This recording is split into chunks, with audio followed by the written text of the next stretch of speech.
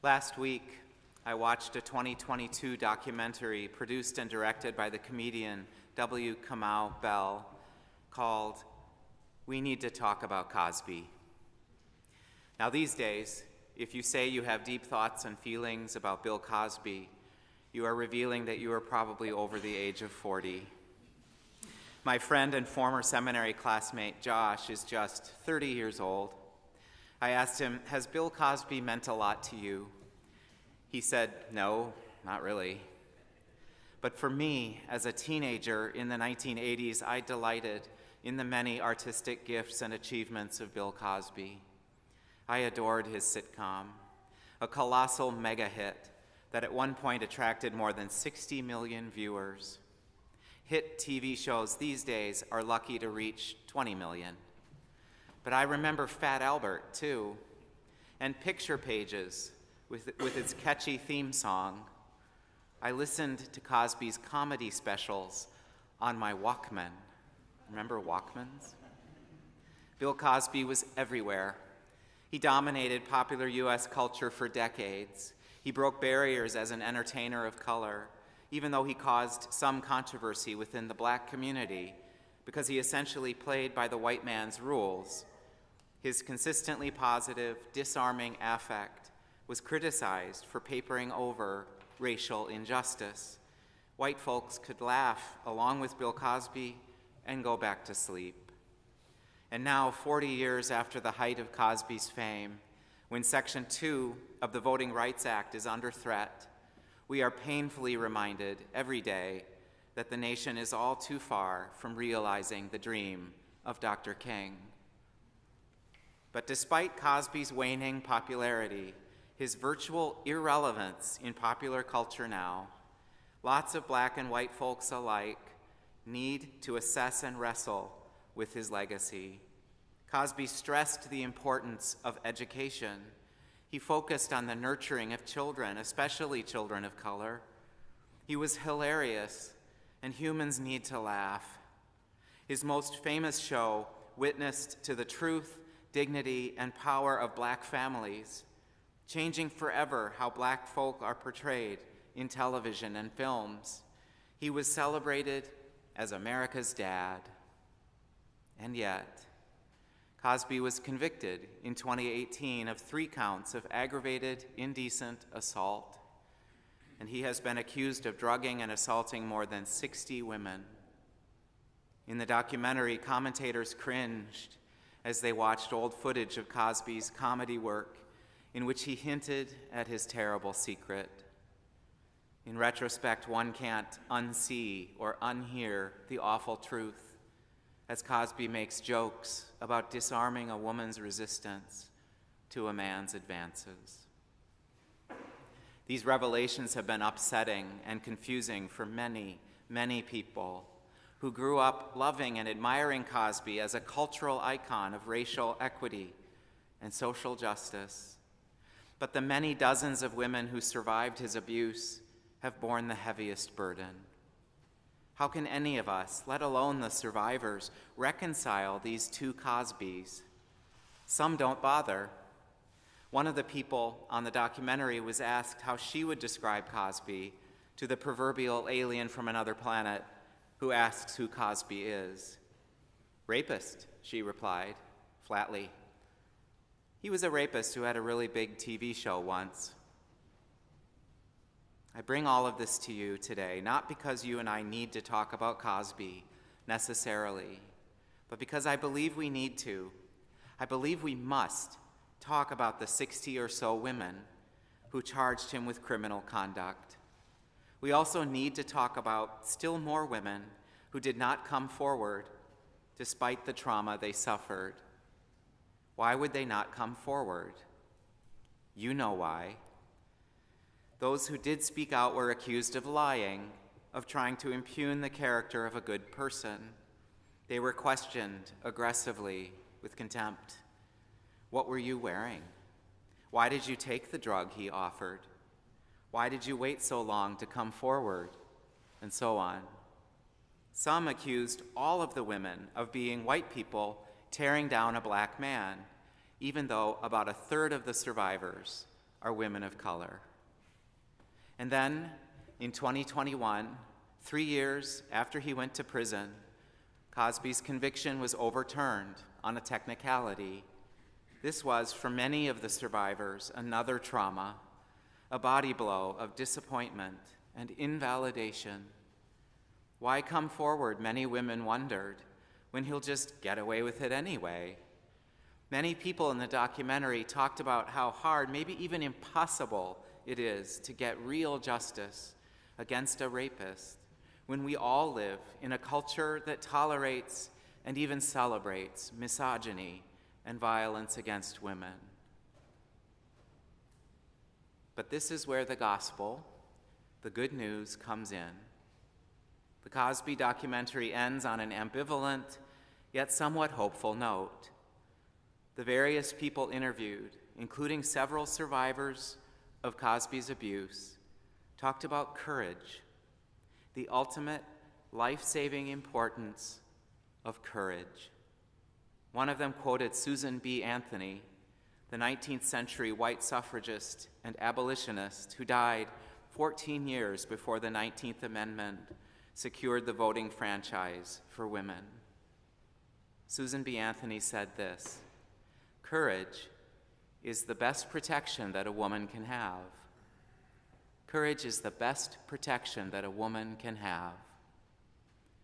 I would only add that those of us with male and cisgender privilege can also don the armor of courage as allies of all who suffer abuse in a misogynist and transphobic culture, in a rape culture.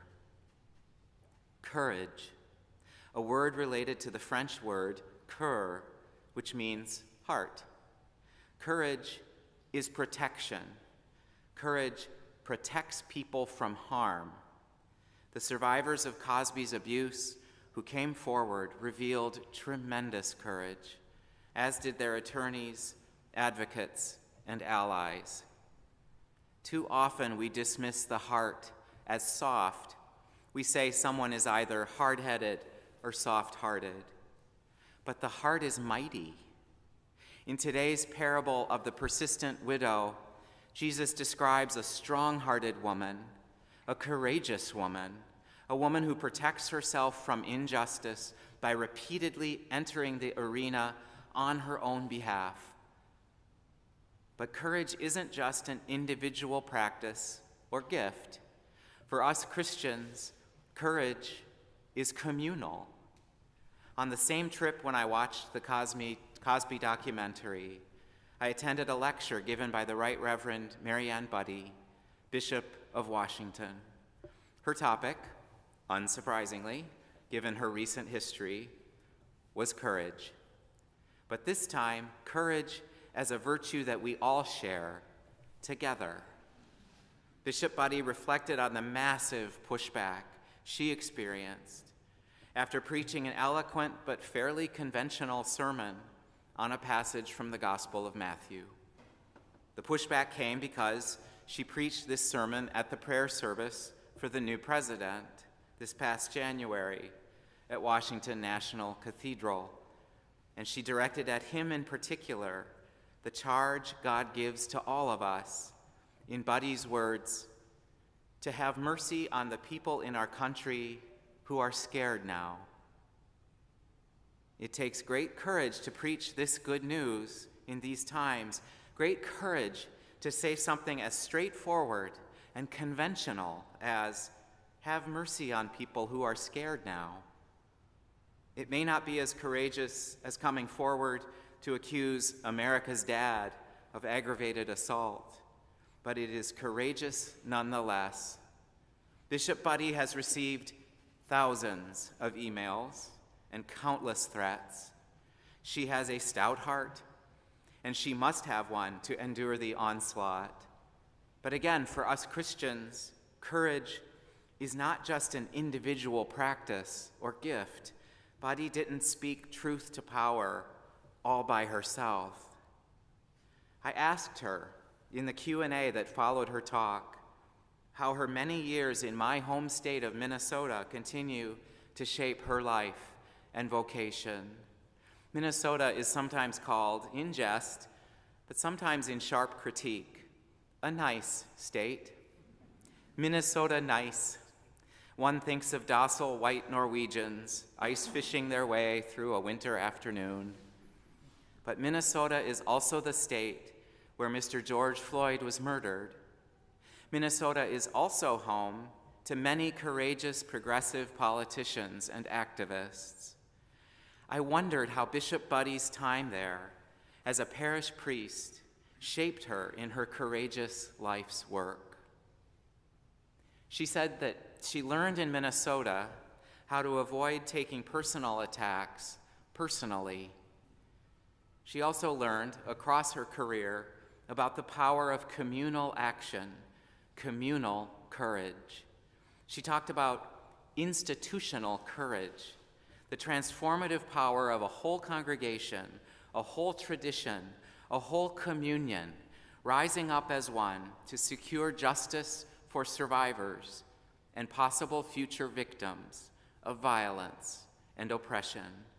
That is our heritage here, gathered around font and table, proclaiming the gospel and interceding for the world. With God's help, we are a people of courage. And so we do not lose heart. Today, in the little parable of the persistent widow, Jesus frames courage as prayer. Think of it. Prayer is not only asking God for things and then waiting passively to see if God will give us those things. Prayer is an act of courage. Prayer is an act of resistance. Prayer is a prophetic and political intercession. That is, in prayer, we intercede for a person in peril, for a survivor of abuse, for ourselves, and even for perpetrators of abuse.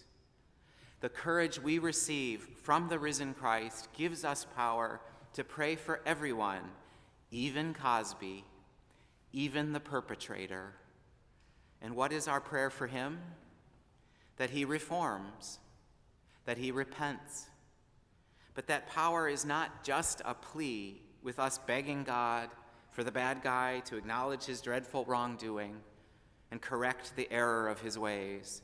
We do ask for that, but we also pray to God for the perpetrator's reform by standing strong and stout-hearted alongside the survivors and pushing, prodding, insisting that the whole culture make amends for the crimes committed against them. But our prayers take other forms, too. Like the persistent widow, we take our spin wagons around this neighborhood every Sunday of the year, drawing alongside our neighbors in solidarity and friendship. Others of us pray in the form of weekly protests at our front doors, shouting our prayers for justice just a few feet from here. But we have several other forms of prayer. We stock the little free pantry, each item of food a life-saving, prophetic intercession. We go before the unjust judge. We go before the cynical powers and principalities of the world by writing letters, joining No Kings protests, supporting arts organizations, plying our trades, caring for our homes and families, strengthening this city, one household at a time, one relationship at a time, one vote at a time. Everything we say and do is a prayer of lament, but also jubilation, a prayer of anguish, but also hope, a prayer of heartbreak, but also courage. Together, encouraging one another, encouraging, another heart word. We are all that persistent widow, and the unjust judge is almost at the end of his rope. Together, by the power of God alone, our courage swells into an unstoppable shout of triumph, a great act of advocacy and solidarity that breaks the grip of death and shatters the spear of the evil one.